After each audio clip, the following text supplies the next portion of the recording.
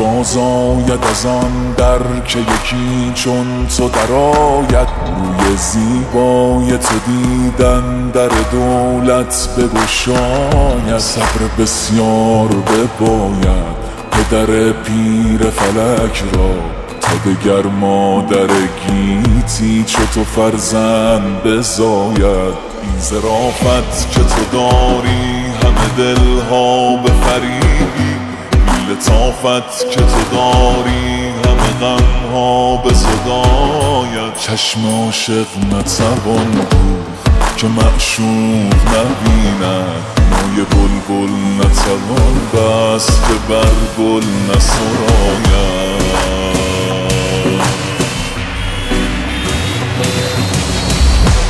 شکر با هم